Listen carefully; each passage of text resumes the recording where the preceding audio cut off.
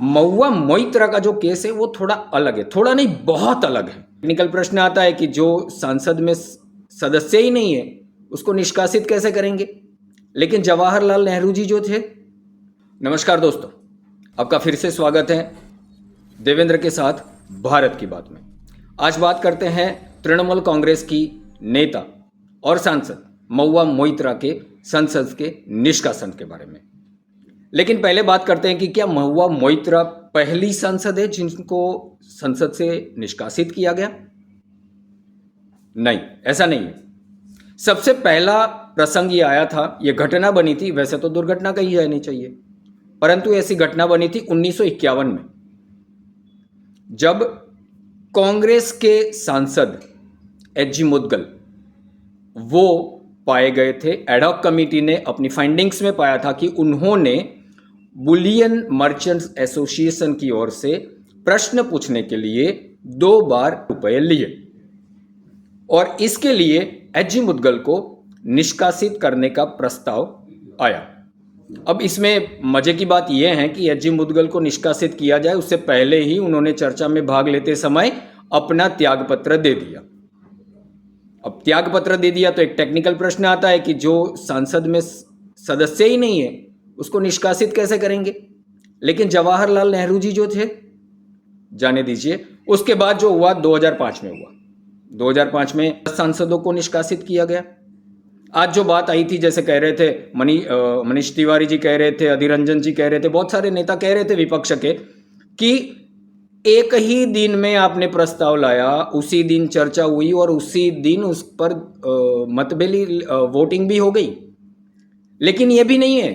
2005 में जब कांग्रेस की सरकार थी, उनकी यूपीए की सरकार थी, वैसे कहा जाता है कि यूपीए की सरकार को तो सोनिया जी रिमोट कंट्रोल से चलाती थी।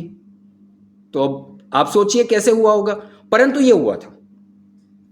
उसी दिन प्रस्ताव लाया गया, उसी दिन निष्कासन भी हो गया।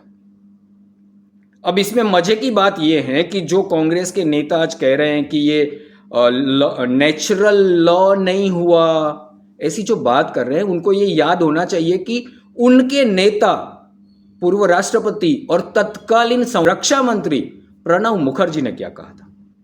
प्रणब मुखर्जी ने कहा था कि निष्कासन ये कानून का विषय नहीं, अपने अंतरात्मा का विषय है। अब ये जो हुआ था उसमें एक राज्यसभा के सांसद भी थे भाजपा के।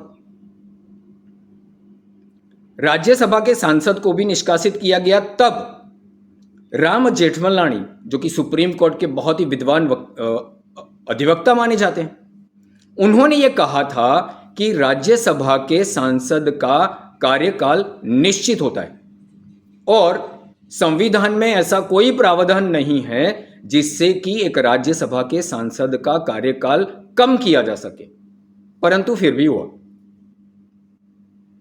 चलिए आज देखते हैं कि महुआ मोइत्रा का जो केस है, तृणमूल कांग्रेस की ये सांसद है।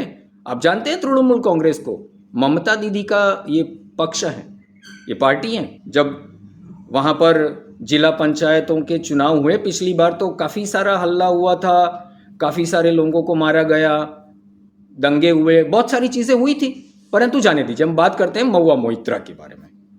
महुआ मोइत्रा का जो केस है वो थोड़ा अलग है, थोड़ा नहीं बहुत अलग है, क्योंकि यहां पर एक सांसद ने अपने लोकसभा का लॉगिन आईडी और पासवर्ड किसी और को दिया, किसी और को दिया। अब यहां पर यह जान लेना चाहिए कि जब भी कोई सांसद चुनकर संसद में आता है तो उनको एक अपना लॉगिन आईडी पासवर्ड लेने के लिए एक फॉर्म भरवाया जाता है। उस फॉर्म में एक नियम है, रूल है, और उस रूल में लिखा गया है कि मैं इस आईडी का लॉगिन पासवर्ड किसी और से शेयर नहीं करूंगा, नहीं करना चाहिए। परंतु महुआ मोइत्रा ने, और उस फॉर्मेट पर साइन भी करना होता है, महुआ मोइत्रा ने इसका वायलेशन किया। चलिए, अब उन्होंने जिनको ये लॉगिन पासवर्ड दिया वो उद्योगपति हीरानंदानी जी ने बाकायदा एफिडेविट करके ये माना है, दिया है। इतना ही नहीं, महुआ मोइत्रा ने एथिक्स कमेटी में खुद माना है कि हाँ मैंने आईडी पासवर्ड दिया और बड़े जोरों से कह रही थी महुआ जी तो, हाँ दिया है, जैसे ऐसा लगता था कि कोई बहुत बड़ा कारनामा कर दिया हो। जाने दीजिए, उससे हमें क्या, लेकिन परंतु इसमें जो बात थी वो ये थी कि हीरानंदानी जी जिन जिन क्षेत्रों में कार्य करते हैं, उनके उद्योग हैं, उनके रस, उनके उनके इंटरेस्ट हैं, ऐसे उद्योग है, माइनिंग है, टेलीकॉम है, शिपिंग है, पाइपिंग है, पाइपलाइंस है, इसमें उनके इंटरेस्ट है। और महुआ मोइत्रा जी जिस दिन से सांसद हुई हैं तब से अब तक उन्होंने कुल मिलाकर 61 प्रश्न पूछे हैं, 61 प्रश्न। और जानकर आपको हैरानी होगी, लेकिन हमें नहीं है। जब आईडी पासवर्ड दिया है तो यह भी सोचना चाहिए कि प्रश्न किसने दिए हैं। महुआ जी ने 50 प्रश्न, 61 कुल प्रश्नों में से 50 प्रश्न इन्हीं क्षेत्रों से संबंधित पूछे हैं जिसमें हीरानंदानी जी का इंटरेस्ट है। चलिए अब ये देखते हैं कि महुआ जी का जो आईडी है, ये वैसे देखने जाएं तो पूरी दुनिया में एक संदेश ऐसा गया कि भारत के सांसद का आईडी पासवर्ड लेकर आप कहीं से भी कोई भी प्रश्न उसमें डाल सकते हैं। ऐसा है नहीं, भारतीय सांसदों की गरिमा को यह लांछन लगा। वैसे आपको बताते हैं कि कितनी बार महुआ जी का आईडी लॉगिन हुआ, कहां से लॉगिन हुआ।